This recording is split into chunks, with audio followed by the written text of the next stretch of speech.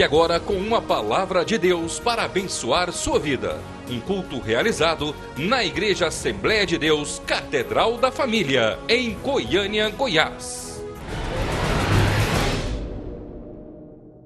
Pai, na tua presença está o teu filho, ó Pai, como mensageiro do Senhor, como profeta do Senhor, para falar aos nossos corações nessa manhã. Abençoe sua vida, sua família, seu ministério. Deus, usa ele, ó Pai, como o Senhor tem usado nesta manhã. Que a palavra dele venha impactar os nossos corações, ó Pai. E que o Senhor seja glorificado nesta manhã, ó Pai, através da vida do teu filho. Entregamos tudo em tuas mãos, ó Pai. E te pedimos, abençoa, ó Pai, em nome de Jesus. Amém. Bom dia. A graça e a paz do Senhor Jesus a toda a igreja. Hoje nós vamos estudar a palavra de Deus. Quero que vocês fiquem aí com as Bíblias apostos nas mãos, tá ok? Nós vamos ler, nós vamos estudar a palavra de Deus hoje. E nós estamos aí num trimestre onde nós estamos estudando a atualidade e a aplicação prática dos provérbios e também dos contidos lá em Eclesiastes. E nós estamos caminhando hoje para a terceira lição, cujo título é Trabalho e Prosperidade, sabedoria de Deus para uma vida vitoriosa. Bom, meus irmãos, eu gostaria de começar a lição lendo uma passagem da Bíblia Sagrada, e eu já até coloquei essa passagem aqui na projeção. E eu vou começar a aula com este versículo e pretendo terminar a aula também, a explanação, com este versículo. Tá bom? Então, essa passagem está lá em Eclesiastes 3, versículo 13, tá? E eu procurei até colocar aqui uma versão atualizada da Bíblia, a Mensagem, de Eugene Peterson, que tem uma linguagem aí bastante interessante e com uma aplicação muito interessante. Vamos ler aí. Descobri que o melhor é ir tocando a vida, divertir-se e aproveitar ao máximo. Em resumo, comer e beber do bom e do melhor e tirar o que puder do próprio trabalho. Esse é o presente de Deus. Em algumas versões, nós vemos, ao invés de presente, esse é o dom de Deus. Então, a primeira coisa que eu gostaria de compartilhar com vocês aqui nesta manhã, é nós entendermos que Deus deseja o nosso sucesso. Deus deseja a nossa prosperidade. Prova maior é que o sábio, a palavra de Deus, nos mostra que é promessa de Deus que nós podemos comer e beber, desfrutar daquilo que vier como fruto, como suor do nosso trabalho. Então, meus irmãos, como eu tenho um hábito de procurar sempre buscar a definição das palavras, eu achei interessante trazer aqui para nós a definição da palavra trabalho.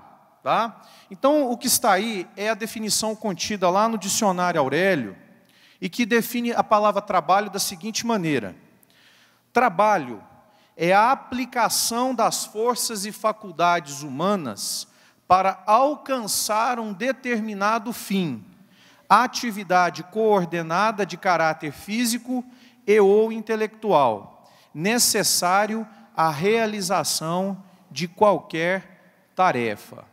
Bom, trabalho é diferente da acepção da palavra emprego. Por que eu estou fazendo questão de dizer isso aqui nesta manhã?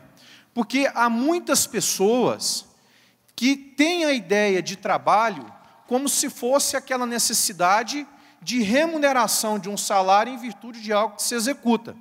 Mas a acepção da palavra trabalho, ela vai muito mais além do que aquela ideia simples e pura de emprego.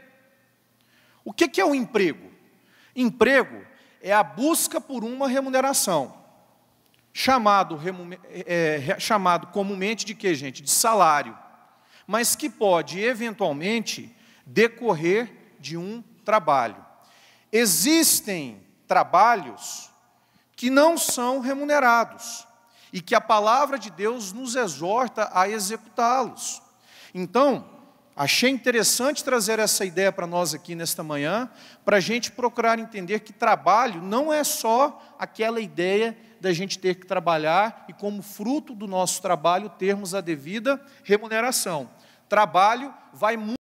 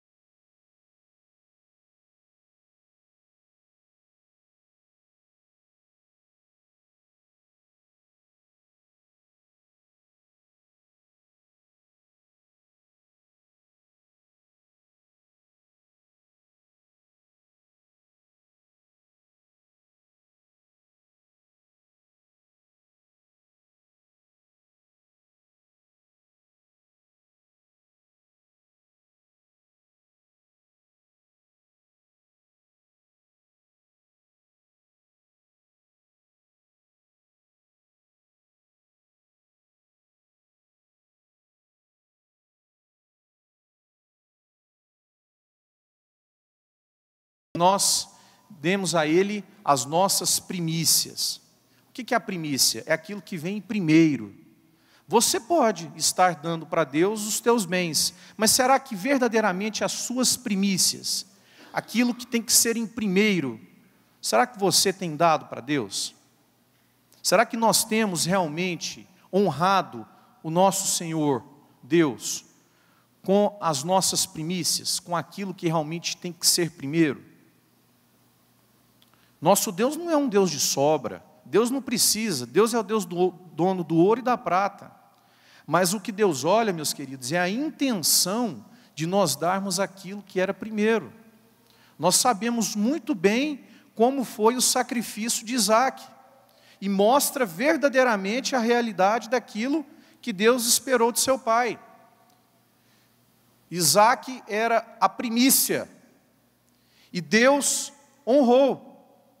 Deus honrou Abraão ao ver a fidelidade de Abraão, quando ele realmente deu aquilo que era a sua primícia.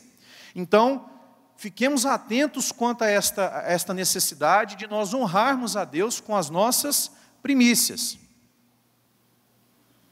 A verdadeira prosperidade, meus irmãos, não vem apenas do nosso esforço, mas principalmente do resultado direto da bênção do Senhor.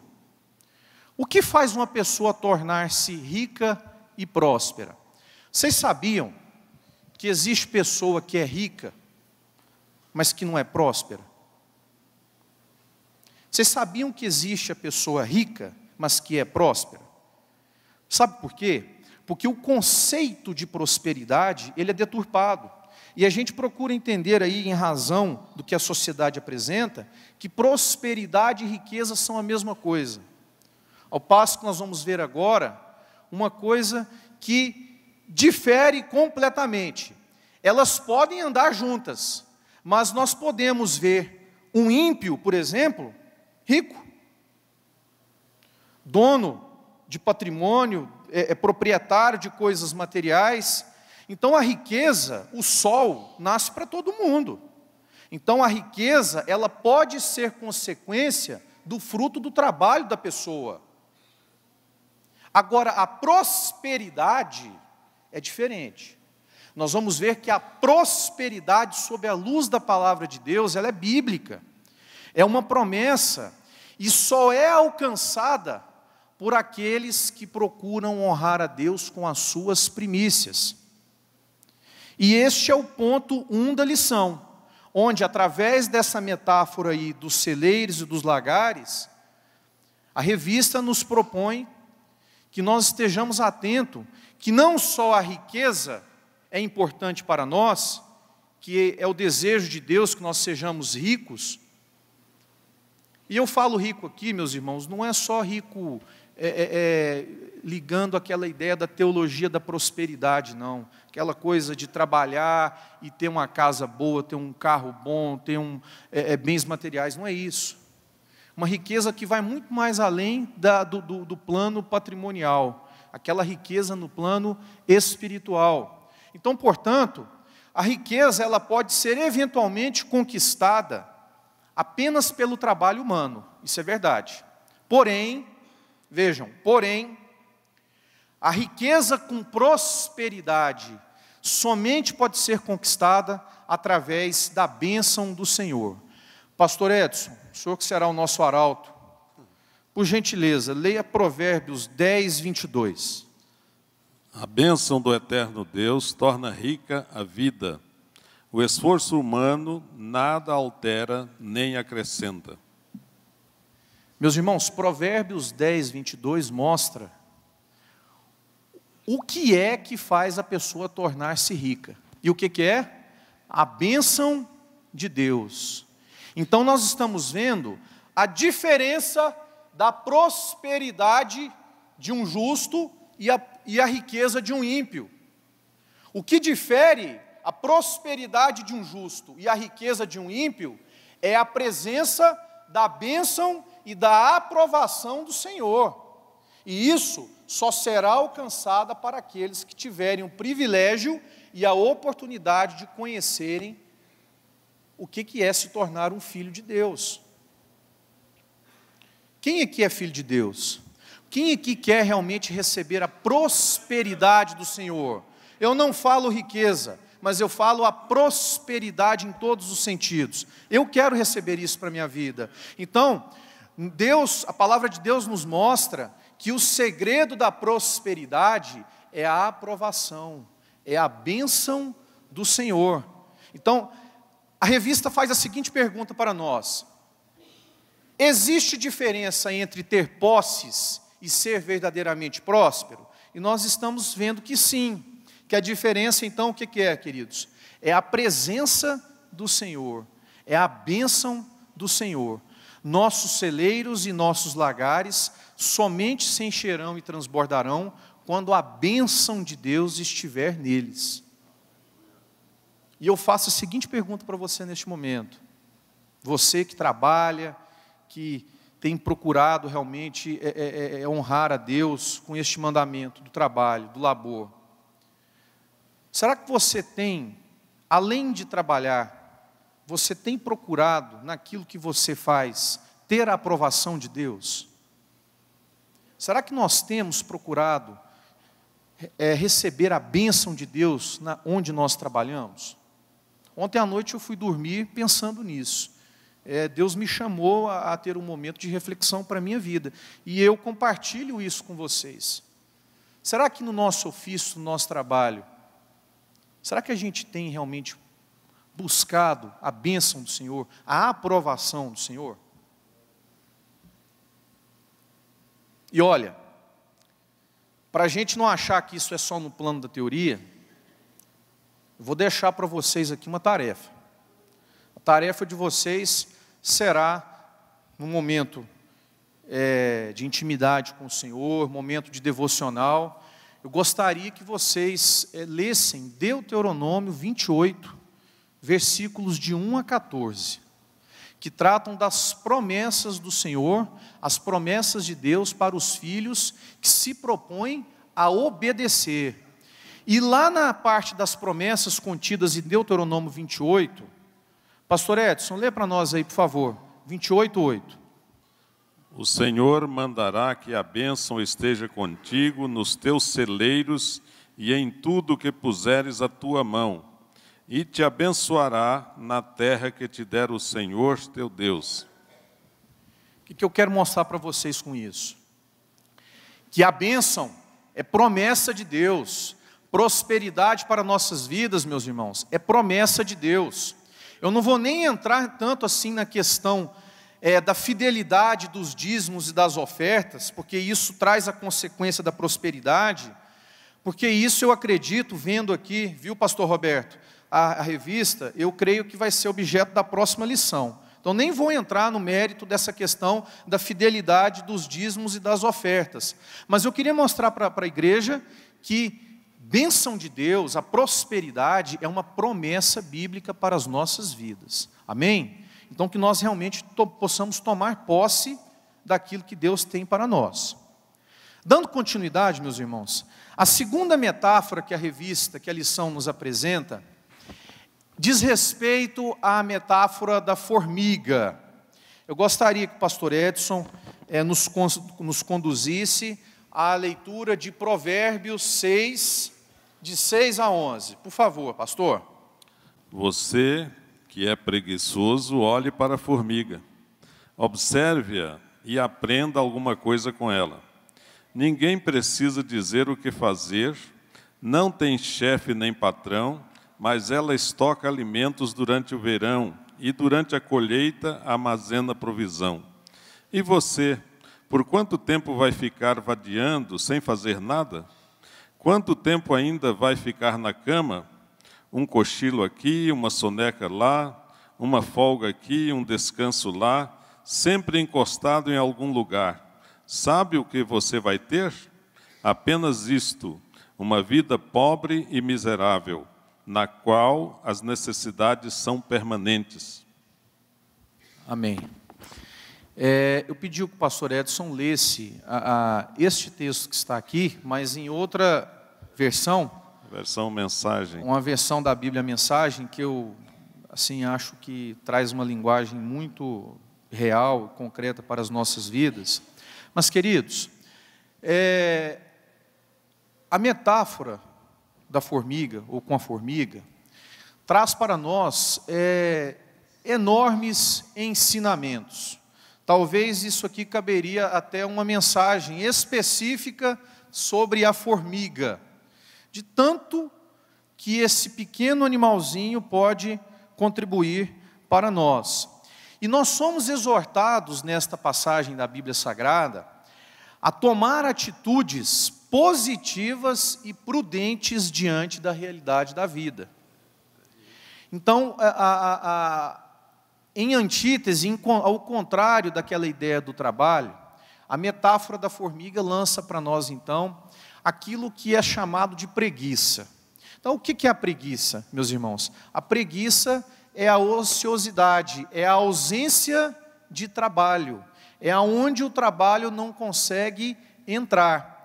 E o interessante é que a palavra de Deus, o sábio, ao citar a formiga, a metáfora da formiga, ele sugere com que nós tenhamos um encontro com a formiga. Quando ele fala, vai ter com a formiga, ó preguiçoso, ele está falando para nós o seguinte: ô preguiçoso, por que você não vai lá fazer uma visita para a formiga e saber como é que é a vida dela?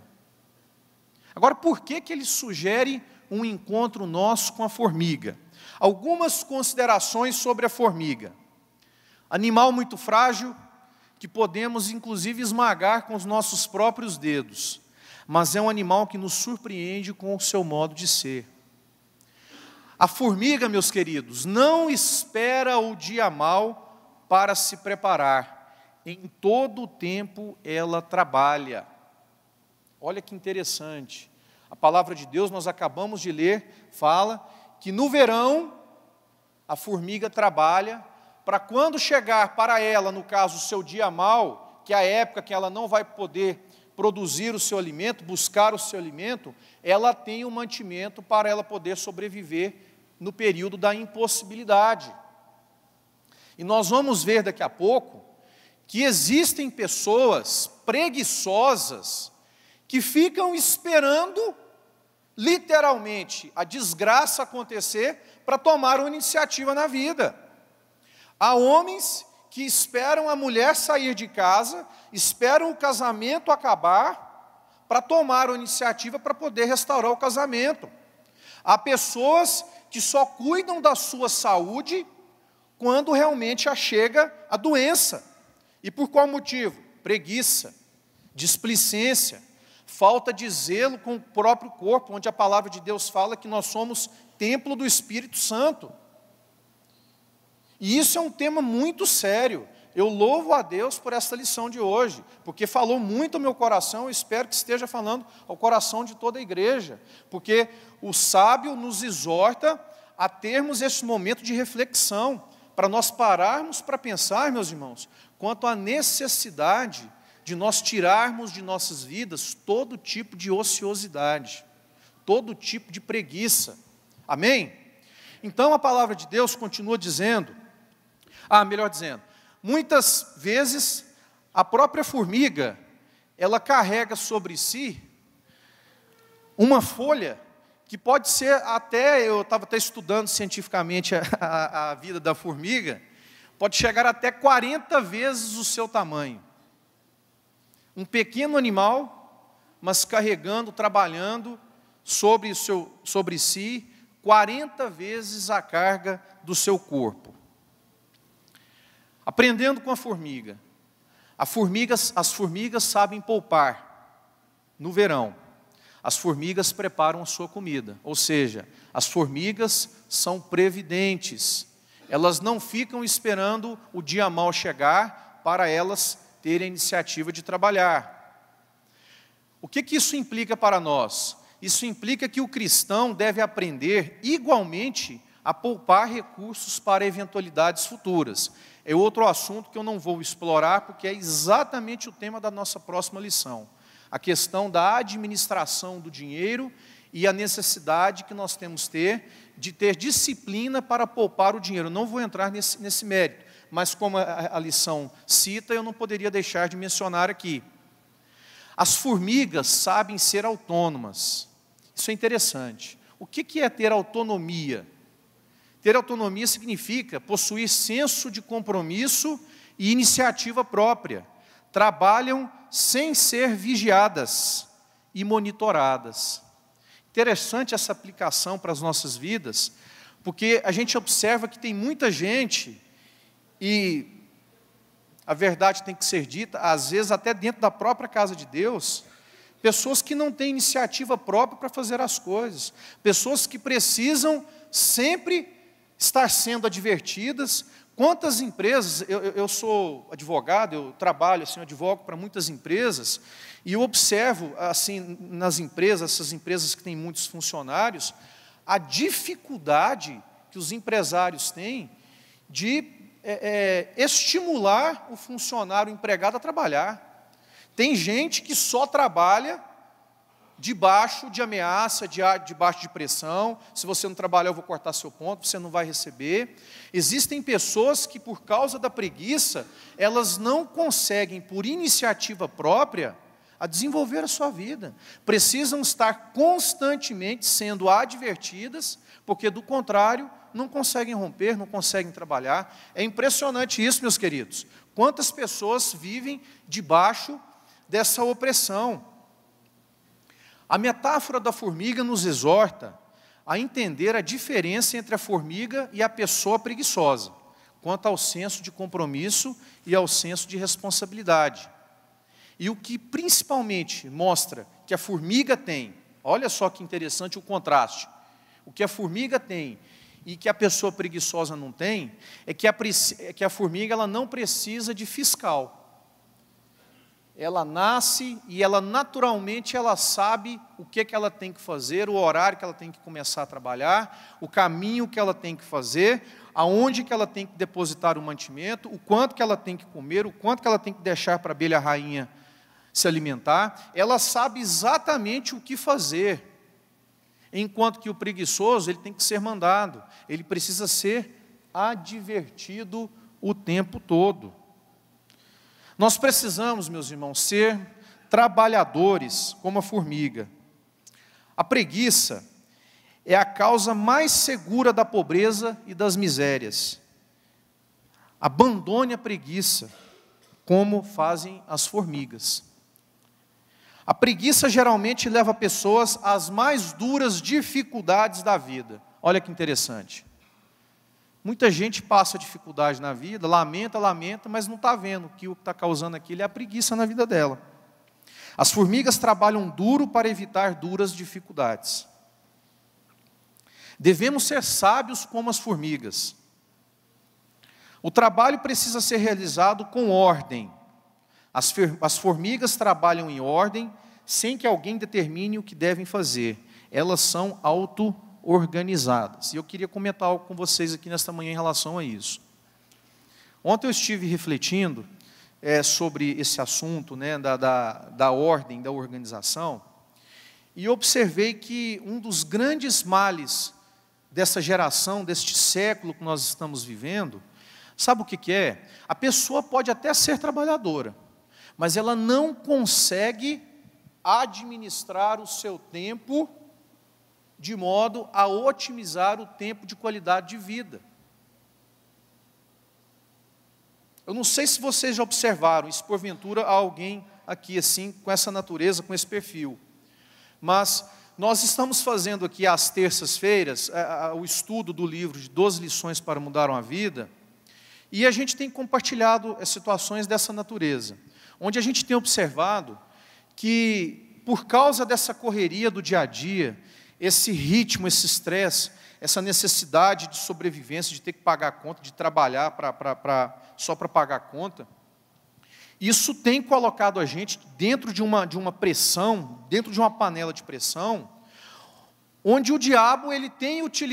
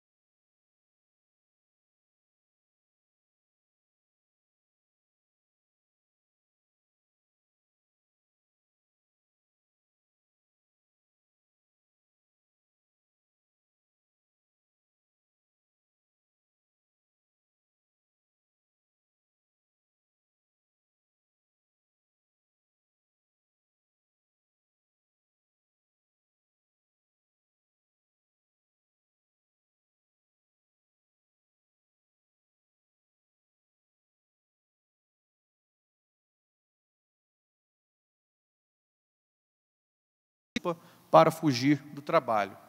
Vou repetir essa frase. O preguiçoso sempre arranja uma desculpa para fugir do trabalho. Geralmente as respostas do preguiçoso não são nem sim nem não.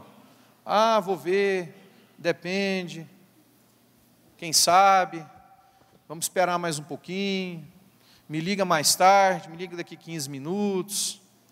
Geralmente a palavra da resposta do preguiçoso, ela se converge para esses tipos de afirmações, tá? Depende, não sei, quem sabe, me liga amanhã, mas nunca sim, sim, não, não. O fato do preguiçoso ver o trabalho como um leão significa que ele o encara como uma realidade difícil de ser enfrentada. Não adianta ficar com medo do leão, meus irmãos. É preciso enfrentá-lo. Sabe por que nós precisamos enfrentar o leão? Porque, na verdade, o verdadeiro leão que existe não é essa desculpa que o preguiçoso arruma para não ter que trabalhar. O verdadeiro leão que existe, e que nós precisamos ter cuidado com ele, precisamos estar atentos às suas artimanhas, às suas armadilhas, chama-se diabo, chama-se Satanás. E eu queria que o pastor Edson lesse aí, por gentileza, 1 Pedro 5,8, para a gente identificar aí quem é o verdadeiro leão que nós temos que estar atentos. Sede sóbrios, vigiai, porque o diabo, vosso adversário, anda em derredor, bramando como leão, buscando a quem possa tragar. Então, quem é o verdadeiro inimigo nosso? Qual é o leão que nós temos que nos preocupar? É o diabo, é Satanás, porque esse sim, esse está nas ruas aí procurando alguém que possa tragar. E quem vocês acham que vai ser a presa mais fácil para ele? Vocês não acham que é o preguiçoso? Lógico que é.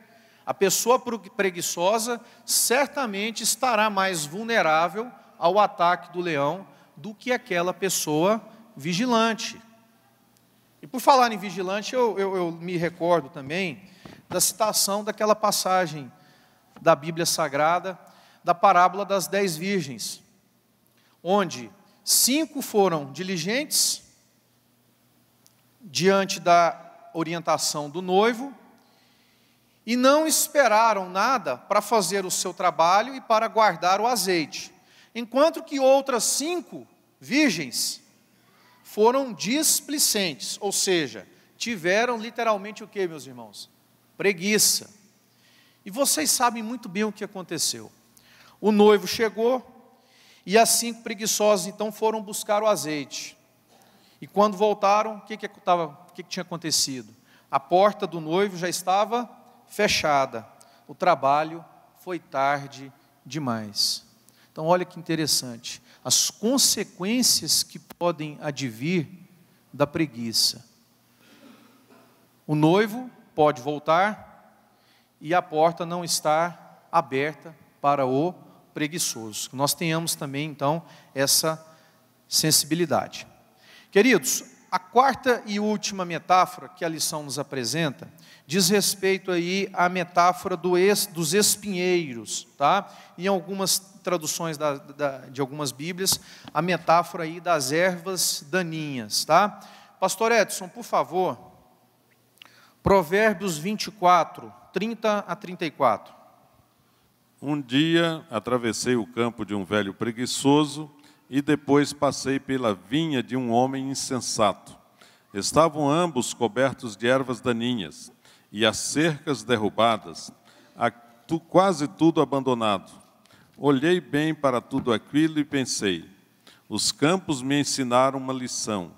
Um cochilo aqui, uma soneca ali, uma folga aqui, um descanso ali, sempre encostado em algum lugar. Sabe o que você vai ter?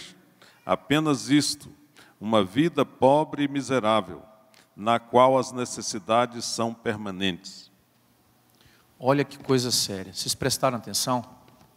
A conclusão dele, sabe o que o preguiçoso vai ter ao final? Uma vida pobre e miserável, consequência da sua própria inércia, consequência da sua própria preguiça. A preguiça, é sintoma de falta de entendimento e de falta de sensatez, meus irmãos. Então a palavra de Deus nos mostra que a pessoa que é preguiçosa, ela demonstra não ter entendimento das coisas, demonstra ser uma pessoa insensata. E a primeira observação que se faz aí diante dessa passagem, que o texto áureo da metáfora dos espinheiros, é que a primeira observação que o sábio identifica, ao ver o campo mal cuidado, cheio de espinhos, cheio de ervas daninhas, é que ele observa que os donos são desprovidos de entendimento e de sensatez. A palavra entendimento vem do hebraico, leb, que significa coração, mente. Então, se nós formos buscar o verdadeiro significado da palavra entendimento, a gente vai ver que ela remete àquela ideia daquilo que é produzido no nosso coração, daquilo que é produzido na nossa mente. Então, se a nossa mente estiver vazia, naturalmente a tendência é que nós tenhamos preguiça. Lá em Romanos, a palavra de Deus fala que nós devemos andar segundo a mente de quem, gente? De Cristo. Por que nós somos exortados a andar segundo a mente de Cristo? Porque a mente de Cristo nunca ficou vazia. A mente de Cristo nunca ficou ociosa. E em razão disso, entendimento significa nós termos que buscar andar segundo a mente de Cristo. O homem preguiçoso não tem domínio de sua mente. Por outro lado, o homem que trabalha tem domínio da sua mente. Na metáfora dos espinheiros, vemos que a ociosidade favorece o nascimento de espinheiros dentro da plantação. Também não é possível prosperar mantendo-se de braços cruzados, muito menos ficando eternamente em repouso. Deus criou o princípio do descanso semanal, e isso é garantia divina, o direito ao descanso e o desfrute das benesses advindas do trabalho. Pastor Edson, por gentileza, Gênesis 2:2 e Eclesiastes 3:13. Gênesis 2:2. E havendo Deus acabado no sétimo dia a sua obra que tinha feito, descansou no sétimo dia de toda a sua obra que tinha feito. Então nós estamos vendo aí que o próprio Deus, o Criador, descansou. Então ele estabeleceu com isso o princípio do descanso. A próxima, pastor Edson, por favor. E eu disse que eu começaria a lição com um versículo e terminaria com o mesmo. Então, por gentileza, pastor Edson, repita. Assim descobri que o melhor é ir tocando a vida, divertir-se e aproveitar ao máximo. Em resumo, comer e beber do bom e do melhor e tirar o que puder do próprio trabalho. Este é o presente de Deus. Amém. Meus irmãos, eu já estou caminhando para o encerramento da nossa aula, e a lição, ela realmente, a proposta dela é nos advertir quanto os perigos da preguiça e quanto à necessidade que nós temos de trabalhar. A gente viu então que o trabalho é algo que Deus espera de nós. Lá em Gênesis, Deus, quando criou o homem para o trabalho, tá? Então nós somos naturalmente feitos e destinados ao trabalho, mas não é aquele trabalho de penalidade, é aquele trabalho sobre o qual Deus tenha condições de colocar a sua bênção e permitir que nós possamos desfrutar daquilo que advém do nosso próprio esforço. Por isso que eu coloquei Eclesiastes 3 aí, como sendo algo realmente que falou muito ao meu coração.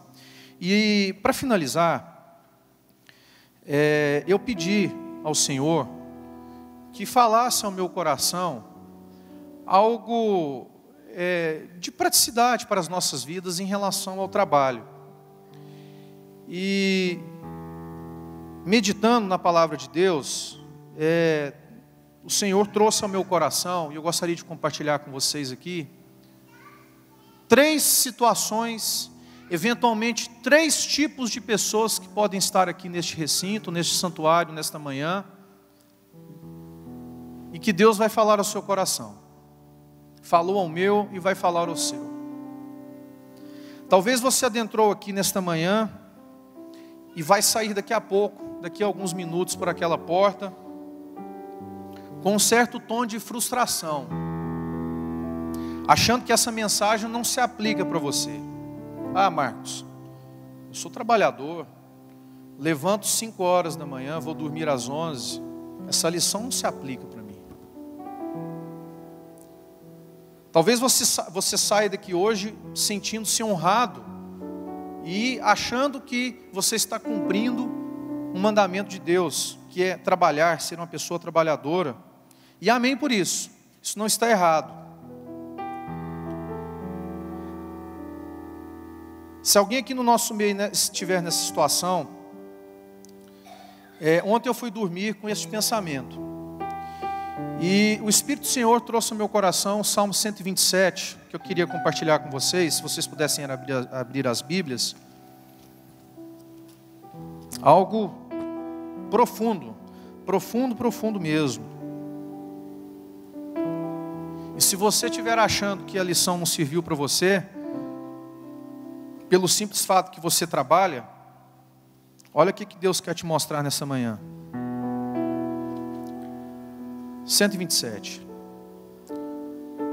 Se o Senhor não edificar a casa, em vão trabalham os que a edificam. Se o Senhor não guardar a cidade, em vão vigia a sentinela. Veja aqui agora, meu querido. Inútil vos será levantar de madrugada, repousar tarde, comer o pão que penosamente granjeastes. Aos seus amados ele o dá enquanto dorme. Herança do Senhor são os filhos, o fruto do ventre e o seu galardão. Como flechas na mão do guerreiro, assim os filhos da mocidade. Feliz o homem que enche deles a sua aljava, não será envergonhado, quando pleitear com os inimigos à sua porta. Pensei naquela ideia do muro.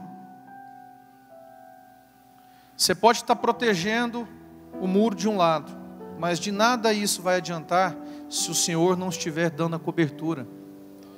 Não adianta você sair de madrugada para trabalhar, voltar tarde, se o Senhor não estiver cuidando da sua casa. E a pergunta que eu faço para você nessa manhã é exatamente essa. Você, quando tem saído para trabalhar, você tem procurado deixar Deus cuidando verdadeiramente do seu lar, da sua família? Eu me perguntei, eu me questionei em relação a isso. Inútil é o trabalho penoso. Inútil vai ser a riqueza conquistada com tanto suor, se nós não tivermos Deus verdadeiramente no lugar que Ele precisa estar, meus irmãos, que é no lugar edificando a nossa casa. Não adianta nós trabalharmos sol após sol, se o Senhor não estiver protegendo os nossos lares. A verdade, meus queridos, é que nós sempre precisamos estar debaixo da presença de Deus. Se você se considera um trabalhador, uma pessoa que não é preguiçosa, amém, glória a Deus por isso. Mas por causa disso eu te chamo a seguinte reflexão: mesmo trabalhando arduamente, você tem chamado Deus para ser seu parceiro e sócio contigo? Lá no teu trabalho, você tem colocado Deus como seu sócio, como seu parceiro, como seu mentor, como seu conselheiro, como seu melhor amigo? Você tem permitido que Deus edifique a sua casa enquanto você sai para trabalhar? Nós, homens principalmente, será que nós estamos, assim como Neemias fez, cercando o muro dos nossos lares, enquanto nós estamos trabalhando?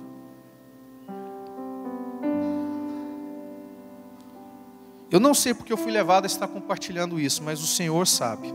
O Senhor, o Deus todo onisciente, o Senhor que é onipresente e onipotente, Ele sabe o porque está sendo dito isso aqui nesta manhã.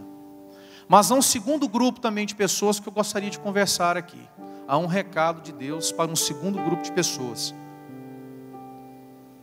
O Espírito de Deus me inquietou para estar falando com algumas pessoas aqui, eventualmente presentes, e que eventualmente vão sair daqui a pouco por aquela porta, com um monte de interrogação, com inúmeras interrogações nas suas mentes, pois não compreendem o porquê de tanto trabalhar e as coisas não romperem. É outra coisa que o Senhor falou ao meu coração. Marcos, eu trabalho, mas as coisas não rompem. Parece que eu estou amarrado, engessado, parece que concretaram os meus pés e eu não consigo avançar. Trabalho e eu não consigo avançar. Parece que as coisas não fluem naturalmente para você. Já viram aquele ditado que parece que a grama do vizinho sempre está mais verde do que a nossa? Talvez tenha alguém aqui nesta manhã com essa situação, achando sempre que o próximo, a pessoa do teu lado, consegue dar um passo à frente e você não consegue andar. E eu fui levado a estudar, a refletir, a meditar naquele episódio lá de Lucas, capítulo 11, onde Jesus propiciou uma mudança extraordinária na vida de Pedro. Naturalmente que eu não vou explicar todo o contexto, mas há uma situação que eu julgo pertinente e de total aplicação e relevância para nós aqui nesta manhã. Jesus tinha acabado de curar a sogra de Pedro. Ele se dirige então para o lago de Genezaré. Ao chegar lá, haviam pescadores desembarcados, lavando as suas redes. Se nós formos ler lá em Lucas capítulo 5, Jesus, quando chega no lago de Nazaré, Pedro, juntamente com uma turma de pescadores, estavam lavando as suas redes. O interessante é que a palavra de Deus fala, melhor, a palavra de Deus não fala que os discípulos tinham comentado com Jesus que na noite anterior não tinham pegado nada. Jesus sabia que os discípulos tinham pescado a noite inteira e não tinham pegado nada. O que eu quero dizer para você nessa manhã? Jesus sabe do teu problema. Jesus conhece o teu problema. Jesus conhece o teu trabalho e aquilo que porventura não está fazendo o seu trabalho romper. Jesus chama então Pedro para entrar no barco e ir para dentro do mar, do lago. E foi então que Pedro é desafiado por Jesus a jogar a sua rede onde Jesus mandou. E nós sabemos o que aconteceu. A pesca maravilhosa. O milagre da colheita dos peixes. Mas o que eu quero verdadeiramente comentar com vocês aqui é o que Pedro fez que propiciou o milagre da pesca. Sabe o que Pedro estava fazendo quando Jesus chegou? Pedro estava trabalhando. Pedro estava lavando as suas redes. Rede é a ferramenta de trabalho para o pescador. E certamente, presta atenção nisso que eu vou dizer para você aqui nesta manhã. Certamente, se Jesus, ao chegar até Pedro, se Pedro não estivesse com as suas redes limpas, Jesus não iria determinar que Pedro jogasse a rede. Porque há milagres, meus irmãos, que Deus faz em razão da sua soberania. O primeiro milagre de Jesus mesmo, no casamento, onde Ele transformou nas bodas água em vinho, Ele fez em razão da sua soberania e não teve nenhuma interferência humana. Mas há certos tipos de milagres, que são milagres de parceria, onde o Filho de Deus, Jesus Cristo, exige de nós uma participação. E o milagre que aconteceu na vida de Pedro, só aconteceu Porque Pedro estava trabalhando, Pedro estava lavando a sua rede. No dia que o milagre chegar na porta do seu coração, você vai estar pronto para receber o milagre? Você vai estar com a sua rede limpa quando Jesus chegar para te entregar um milagre que você tanto tem pedido? Pensa nisso nessa manhã. Será que nós estaremos preparados para receber o milagre? Palavra do Senhor para você nessa manhã. Você tem estado com a sua rede limpa? Quando o sobrenatural de Deus bater a sua porta, você vai estar preparado para receber o seu milagre? Jesus só aceitou, meu irmão, trabalhar e fazer um milagre na vida de Pedro, porque Pedro antes já havia feito a sua parte. Pedro trabalhou, Pedro limpou a sua rede, Pedro esperou o momento certo do seu milagre de modo correto. Rede significa ferramenta de trabalho. São os seus dons, as suas habilidades. O que você tem feito com as habilidades que Deus tem te dado? Sabia que cada um de nós aqui tem dons? Eu tenho um dom, você tem dons. E o que nós temos feito com os nossos dons? O que nós temos feito com as nossas habilidades? Você pode ser um borracheiro, mas que você procure ser o melhor borracheiro do seu bairro, porque através do seu trabalho você vai poder honrar a Deus. Você pode ser um médico, você pode ser um professor, você pode ser um engenheiro, um advogado, seja lá o que for. Mas naquilo que Deus permitiu a bênção de você ser, procure ser o melhor. Rede suja não dá, meu irmão. Por que alguns profissionais são melhores que os outros? Eu acho isso interessante porque nós estamos falando de trabalho. Por que alguns profissionais são melhores que os outros? Sabe por quê? Porque alguns lavam as suas redes e outros não. E a terceira e a última abordagem que eu quero fazer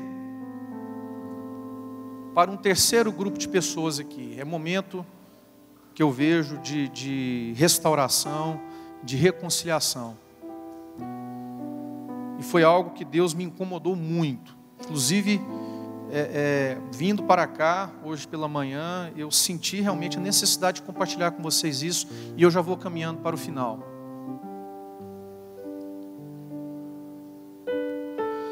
São advertências que devem ser dirigidas àquelas pessoas que têm se negligenciado na obra de Deus.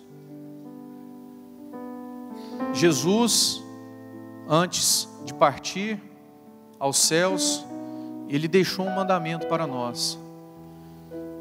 Ele determinou que nós fôssemos aos 4 cantos do mundo e levássemos a palavra dele àquelas pessoas que ainda não tiveram o privilégio, assim como nós. E a palavra do Senhor, nesta manhã para nós, nesse sentido, é de advertência quanto a pessoas que têm se negligenciado, que têm se omitido verdadeiramente na obra do Senhor. Pessoas que têm tido preguiça em fazer a obra. Crentes, filhos de Deus, mas que têm atraído, acreditem, maldição para suas vidas, em virtude desta preguiça, desta ociosidade. Lá em Jeremias 48:10, meus irmãos, fala que maldito é aquele que faz a obra de Deus relaxadamente. Jeremias 48:10. Então tem pessoas que têm atraído para si maldição, porque têm se negligenciado em fazer a obra de Deus. Tem pessoas que o pastor, ele tem até constrangimento de chegar e convidar para fazer um trabalho, porque não sabe qual vai ser a reação da pessoa. Pessoas que Deus tem permitido a riqueza e a prosperidade bater à porta das suas casas, mas que por outro lado não tem aberto as suas casas para que outras pessoas recebam do mesmo gozo e do mesmo privilégio. O Espírito de Deus fala aos nossos corações nesta manhã, e eu compartilho isso com vocês. Devemos vigiar nisso, meus irmãos. a negligência do trabalho na obra de Deus. Devemos estar atentos ao zelo para com a casa de Deus. Devemos estar atentos na reverência deste santuário aqui. Nós devemos estar atentos àquilo que Deus pede, para que nós honremos a Ele com as nossas primícias, aquilo que deve ser em primeiro em nossas vidas. E se porventura você sentiu nessa manhã que você tem se negligenciado nesse trabalho, na obra de Deus, eu convoco a você que neste momento nós realmente tenhamos um momento de oração, um momento de arrependimento, um momento de pedir perdão a Deus, porque nós estamos aí trazendo maldição para as nossas vidas. Deus não quer que nós sejamos pessoas amaldiçoadas, e sim abençoadas. Deus planejou resgatar você desse marasmo espiritual e trazê-lo para experimentar com Ele qual seja a verdadeira paz e a verdadeira prosperidade. Vamos ficar em pé, vamos ter um momento de oração.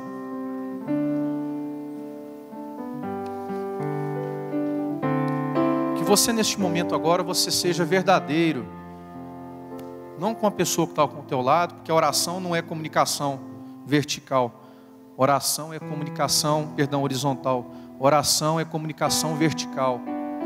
Que você agora converse com o teu Pai, com o teu Criador.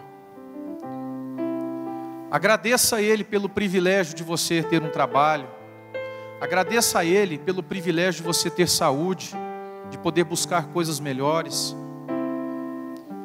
Que nós possamos pedir neste momento, meu irmão, que nós ao sairmos para trabalhar, que Deus esteja verdadeiramente edificando e guardando os nossos lares. Que nós possamos pedir também perdão para Deus, se porventura estiver aqui alguém que esteja negligente com a sua obra. Há tanto trabalho a ser feito. Aqui especificamente na Catedral da Família, nós sabemos a oportunidade para todos trabalhar. Todos. Na autoridade que me foi concedida de estar aqui na manhã e trazendo a palavra, eu posso afirmar, e eu não admito ninguém sair daqui hoje dizendo que essa igreja não dá oportunidade para o trabalho na obra de Deus. É inadmissível que nesta casa alguém sair daqui achando isso. Então não é falta de oportunidade, é falta de realmente nós arregaçarmos as mangas e buscar fazer a obra de Deus. Fecha o teu olho, vamos orar. Pai querido, Pai de amor, obrigado, Senhor. Obrigado porque nesta manhã nós estamos saindo daqui alimentados pela Tua Palavra. Obrigado, Senhor Jesus, porque a Tua Palavra nunca volta vazia. Obrigado a Deus pelo privilégio de estarmos aqui para entender que o Senhor tem promessas para as nossas vidas. Obrigado, Senhor Deus, por sermos pessoas privilegiadas, por termos alcançado a Tua graça, a Tua misericórdia. Obrigado por termos alcançado a salvação. Obrigado, Senhor Jesus, porque o Senhor tem promessas para as nossas vidas de prosperidade. E nós te pedimos perdão, Senhor Deus, por quantas vezes nós somos falhos, por quantas vezes nós somos negligentes com as nossas ações, com as nossas atitudes, por tantas vezes que nós não colocamos, Senhor Deus, o Senhor no seu lugar, por quantas vezes nós colocamos o trabalho acima das coisas que realmente tem que ter interesse para o Senhor. Nós te pedimos, ó Pai, nós suplicamos que enquanto nós estivermos trabalhando, buscando a Tua prosperidade, buscando a aprovação que vem do Senhor, que o Senhor esteja, Senhor Deus, cumprindo aquilo que está lá no Salmo 127 nas nossas vidas. Que o Senhor esteja, Senhor Deus, protegendo os nossos lares, que o Senhor esteja protegendo as nossas casas, ó Pai. E te pedimos também que o Senhor desperte em nós, Senhor Deus, um desejo ardente, um desejo, Senhor Deus, que os nossos corações não tenham condição de guardar para si, mas aquela necessidade de estarmos extravasando para os outros o Teu amor. Que nós possamos cumprir, Senhor Deus, o que Mateus 28 fala, Pai, de nós irmos, Senhor Deus, e levar o Teu Evangelho, a Tua palavra a toda criatura. Obrigado, Senhor Deus, obrigado por este momento. Eu louvo a Deus pela vida de cada pessoa aqui presente. Que nós possamos, Senhor Deus, voltar mais tarde para o culto de celebração de hoje à noite, modificados, transformados, com verdadeiro entendimento, Senhor Deus, do Teu trabalho para as nossas vidas. É assim que nós oramos, desde já agradecendo por tudo, no nome do Teu Filho amado Jesus. Amém. Deus abençoe. Participe da programação da Igreja Catedral da Família. De segunda a sexta-feira, às 6:30 da manhã, Oração de Davi. Segunda, a partir das 14h30, Manancial Feminino, onde mulheres são restauradas e abençoadas por Deus. Segunda, a partir das 19h30, venha estudar Teologia com IBCAF, Instituto Bíblico da Catedral da Família. Terça-feira, às 19h30, venha ser um intercessor na Escola de Intercessão. Quarta-feira, às 19h30, culto de ensino da Palavra de Deus. Quinta-feira, às 20h, reunião dos adolescentes, Geração Daniel. Sábado, muito louvor e adoração com a juventude animada da Igreja Catedral da Família. Sábado, às 20h, Projeto Recomeçar. E domingo, às 9h da manhã, participe com sua família da Escola Bíblica Dominical. E domingo, às 18h, grande culto de celebração a Deus.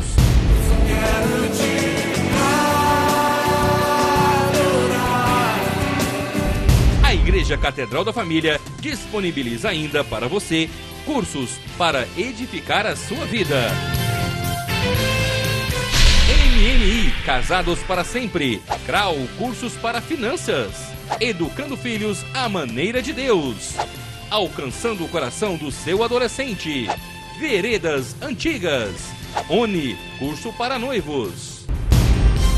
De domingo a domingo, uma programação recheada de muita alegria, unção e bênçãos de Deus. Informações 3281-4918 ou acesse o site www.catedraldafamilia.com.br.